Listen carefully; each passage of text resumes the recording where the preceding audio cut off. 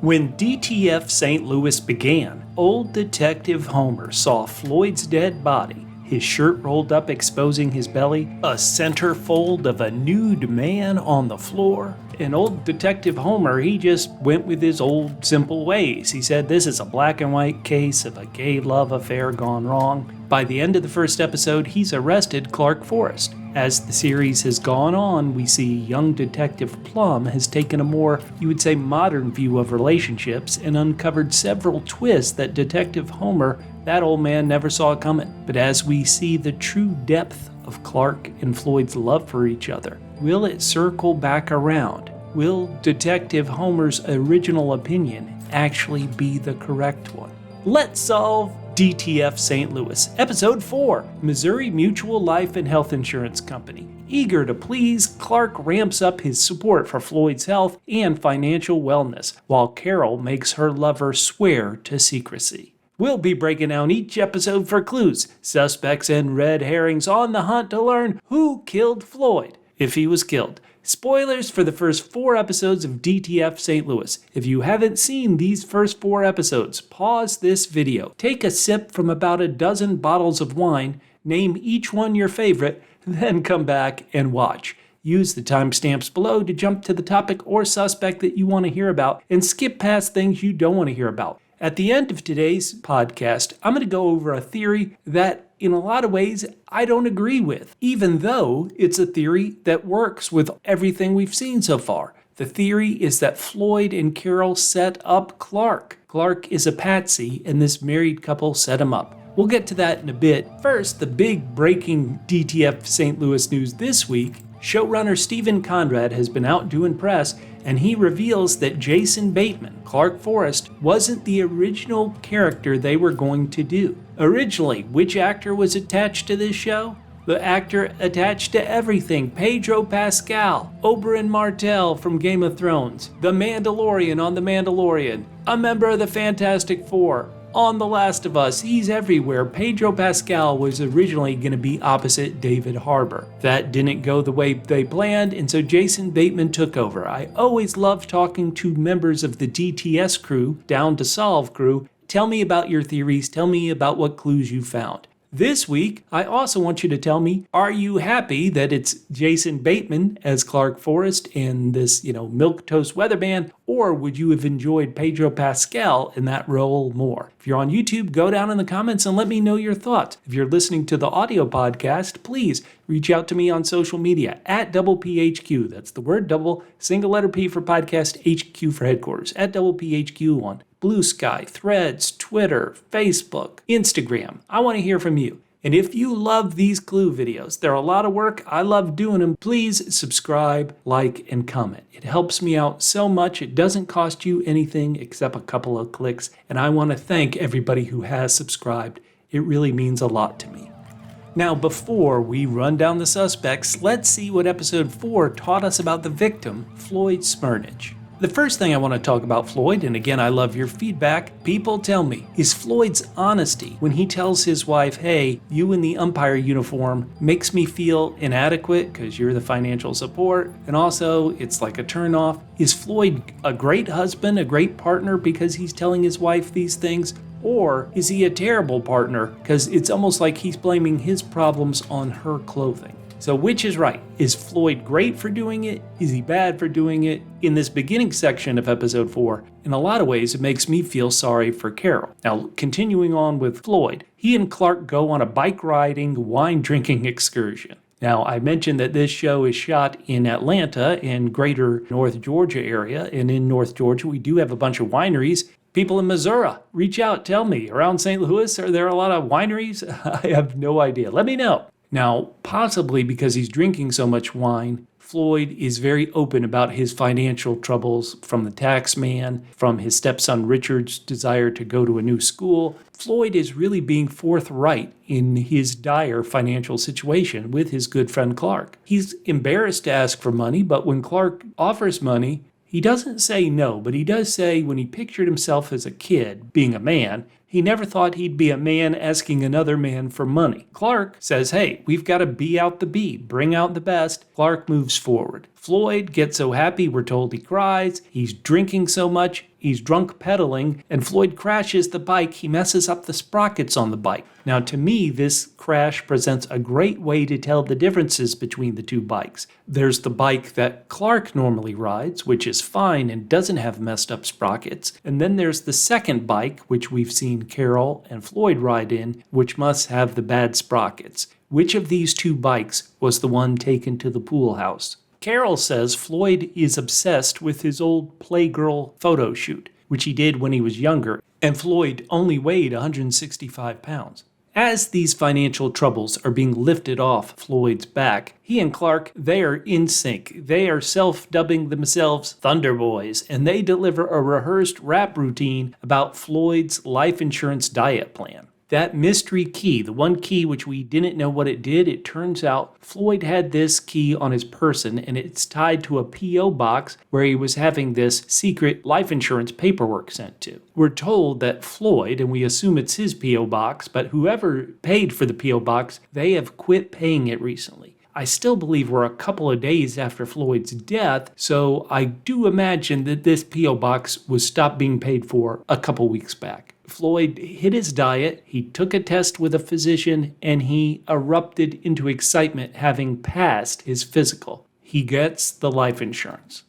We don't know what tipped Floyd off, and this is very important, but somehow Floyd goes to the hotel, the motel where Clark and Carol are having their affair, and Floyd catches them in the act. He's hiding in the closet, and he catches them.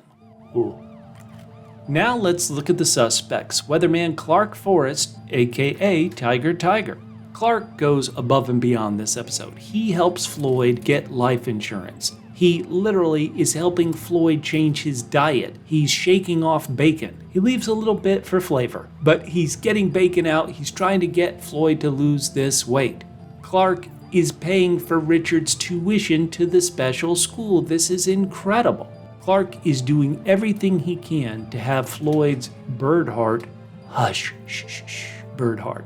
Now, Clark, when he's filling out this life insurance policy, is he using a fake name? Whose name is this? And the address is in Canada, so he's really hiding it. Even though Clark appears to be a great friend to Floyd, he's still fooling around with Carol. And they keep doing role-playing. They did the sex robot last week. This week, we've got the rich lady and the innocent pool boy. Clark is also lying to his wife, Eimy. This episode implies that Clark taking out this life insurance policy, it was completely hidden from Clark's wife, Eimy. That's what we see so far. Obviously, this show loves jumping around in time, and we may learn that Eimy knows about the life insurance policy, but at this point, we have to assume she didn't. Floyd's widow, Carol. The beginning of this episode is really setting up Carol and Floyd's dysfunction. They have money issues. Carol is obsessed with this more grown-up furniture for Richard. Floyd is terrible about supporting this. Floyd forgets to cancel things that cost the family money. He's rather nonchalant about it. He buys his wife extravagant gifts when they need to save money. He's sitting around taking bubble baths when his wife is trying to get extra money by being an umpire. The financial stress is really taking a toll on Carol. She is rude to an innocent store clerk just because they won't take the coupons she gave. And you know she's frustrated when she's doing her catchphrase, "No way, Jose." Carol is doing all this extra work, and it's frustrating because they're behind in paying her 3 weeks. Carol needs the money so much that she can't go to a supermarket where her son Richard has caused a disaster. She's got to stay and finish the game. And I have to be honest, I laughed at this scene of her just calling people out so the baseball game could end so she could get to her son. I thought that was great comedy. Carol is very aware that Clark is helping Floyd get in shape for his insurance physical and setting up this policy. But again, she wants to be kept out of the loop. For serious. That feels like a new catchphrase she's creating. No way, Jose, and for serious. She presents it as if, boy, Floyd would plunge into deep depression if he knew he was having to be helped by Clark. But is there something more? Do you still suspect Carol? Go down in the comments and let me know. Floyd's stepson, Richard. Richard is volatile. He has some serious issues that would be great to learn about. Now, I'll make a silly tongue-in-cheek joke that Richard really hates pasteurized milk like he was Robert F. Kennedy. But anyway, what do you think's going on with Richard? Have you guys been able to glean what has caused this emotional turmoil for Richard? Please let me know. I think Richard's a fascinating character. I've gotten a lot of feedback that people suspect Richard is involved in Floyd's death. I need to see more, but it is fascinating. Christopher Robert Spurs, aka Modern Love. Modern Love has some real knowledge about P.O. boxes, and he has a deep longing for recess. Do you think Modern Love has more to this story, or did he only meet Floyd once? What do you think?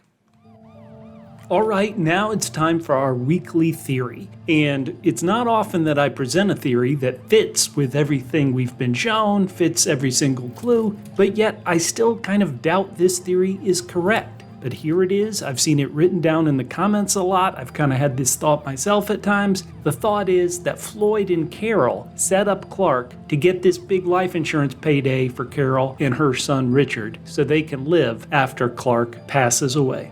So let's talk about all the clues that why this fits. So just focusing on Carol, which we did last week, at the cornhole party, where Clark is looking at Carol and he's definitely interested. Carol, she's the first one who starts the innuendo talk. She's the one who really starts the flirting. Clark follows, and boy is he awkward at it, but Carol's the one who initiates all this. Carol is the one who goes to Jamba Juice, who waits all day for Clark. She's the one who suggests the trip to the Cardinals game. She's the one who keeps bringing up life insurance. In a move that seems completely shady, Carol keeps saying, "Don't tell me about the insurance. I want to claim no knowledge of it," and pass that lie detector test in a court of law, it seems like. Now, I know you guys are saying, well, that's kind of common knowledge, and in one sense, this solution could be quite logical. Carol wanted to be rid of her husband, Floyd. She gets some sap named Clark to get a life insurance policy out on him. Floyd passes away. Carol lives happily ever after. But when you look at it like that, there's really kind of like a missing piece, and that is the Floyd piece of it. Sure, Floyd's just a victim in that side of it, but he's a victim who does things that you kind of go,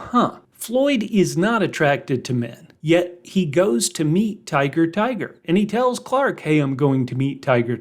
Now, when he did it before, it was his poor eyesight that didn't let him notice that Modern Love's profile picture wasn't a woman, it was David Bowie. But the Tiger profile picture, it's not subtle. You could be blind and still kind of tell that this is a picture of a man. So why would Floyd go? I've said it on other podcasts. I think Floyd knew Tiger was Clark. And I think Floyd is doing it to rub Clark's nose in it. But you would ask a question, well, why set it up at the pool house really early? What was it, 4 a.m?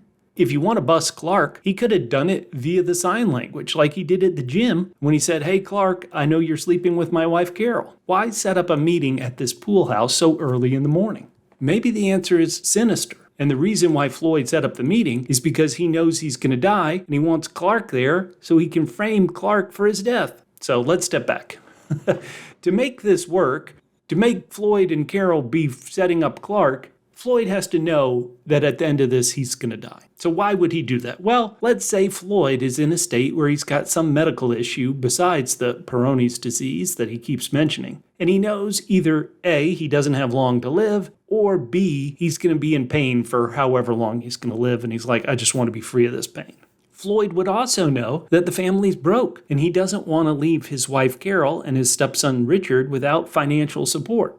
Logically, well, I could go get a life insurance policy and then once I pass, they'll be taken care of. Maybe Floyd also, if he's not going to die but just be in pain for the 40 remaining years of his life, if Floyd buys insurance but then takes his own life, the life insurance wouldn't pay out. If his wife Carol went and got life insurance on him and then he suddenly has a mysterious death, guess what? All eyes are going to be on Carol. She could be arrested. She may not get the money in that case. So what they would need together, if they're working on this together, is a third party, someone else who can buy the life insurance. Someone else that, once it looks like Floyd has taken his life and maybe been murdered, somebody else can be the fall guy, the patsy, rather than Carol. When you look at the story we've seen so far, that theory actually works. But of course you may be asking, well, you're doing these videos, why would you disagree with a theory that really works perfectly with everything we've been shown? The main reason is I question what type of show this is. What type of show is this trying to be? Is this the type of show where it's almost noir, sinister, where poor Clark has been set up by these people who want to use him so they can get money for the wife and child and not take any of the fall? That seems almost too cynical for this show. This show does want us to think of Floyd as a great, charming guy. It does want us to value Clark and Floyd's friendship. And so I have a hard time believing that the show's ultimate twist is something like a movie like Gone Girl, right? Like, very cynical and nihilistic. That's the theory. What do you guys think? Who cares what I think? I want to know what you think. If you're on YouTube, go down in the comments and tell me, what do you think of the Floyd and Carol set up Clark theory? If you agree, disagree, let me know. If you're on social media listening to audio podcast, you can reach out to me at PHQ. That's the word double, the single letter P for podcast, HQ for headquarters, at PHQ on all social media apps. Next week, we're past the halfway point. It's all going downhill. Episode 5, I'll talk to you then.